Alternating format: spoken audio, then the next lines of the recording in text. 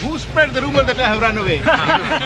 You are the man. As usual, the General is eager to chat to reporters. It was the Brahman Broadcasting Corporation, BBC.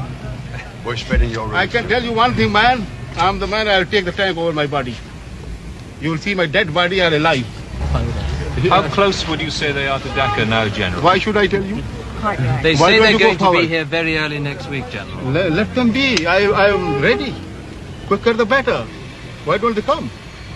Well, we think they are coming, quite honestly. Well, let them come. I say you go with them. You will take very good pictures. You think you can take care of them? Care of who? The Indians. My goodness. Anybody else also with them? Not only Indians. You look after us, General. Inshallah. Come to me anytime. At your service, gentlemen. Anytime. What do you see happening when the Indians do hit town, General? Well, I told you we'll fight it out. Is there a real possibility of street-by-street fighting? Inshallah, we'll keep them away. The feeling is that you don't have enough men here in the town to put up a big fight. Makes no difference. I never show my men. Will you make any attempt at a conditional surrender? No, sir. The question is either we live or we die. Colonel, is there any question of a surrender yet, do you know? Would you know? No surrenders. Yeah. There's no question of it. You know for sure, no question. No question of any surrender. That what General Niazi has been saying still stands. You fight to the last man. He means it.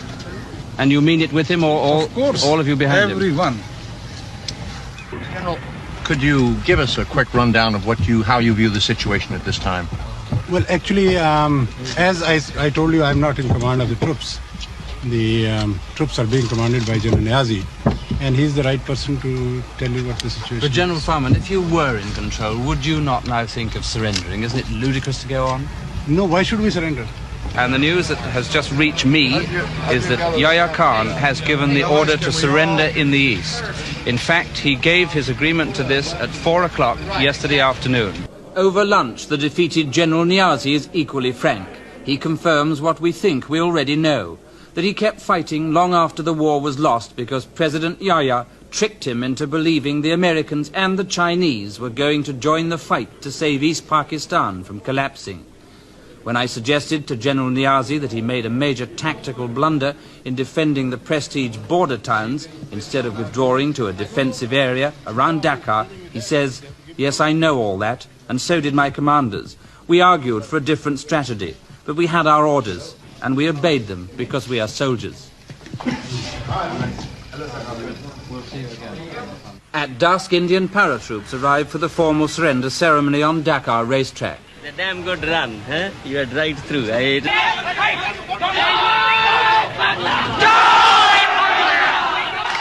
Unofficially, the birth of the new nation is proclaimed when the Bangladesh flag is raised over the radio station.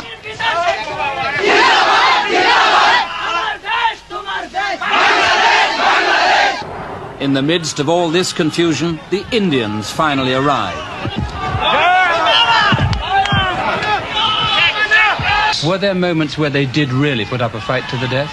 Oh, yes. I think practically everywhere. The Pakistani soldiers fought extremely well, I must say. In fact, I would say at times it was so fanatical. Then I've sort of said, look at this man, he's just dying for something, when he has no business to be just come charging across. This is ridiculous at times.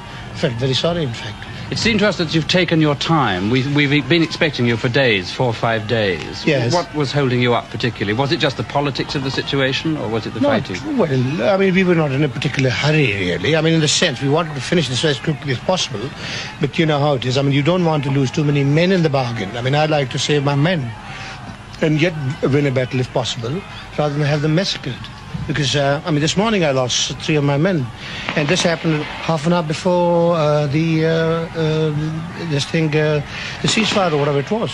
Would you say that the truth is that you really didn't have a chance from the very beginning of the war, once there was a war started? I am not willing to give any interview, please. Sir, you are at liberty Honestly, not to say anything. See, no. I can talk to you. Just a second, a little later. At the moment, some ceremony is to go on. By now, General Niazi cannot hide the humiliation he so deeply feels. it seems to me that he is close to tears.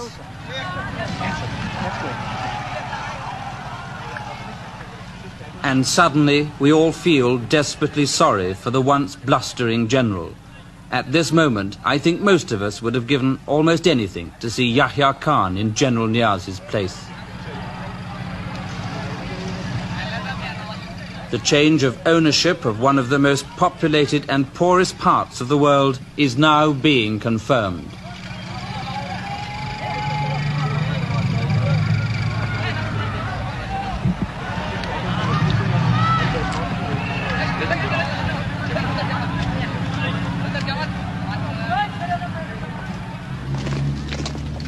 What the defeated Pakistani army leaves behind it is a legacy of bitterness and hatred.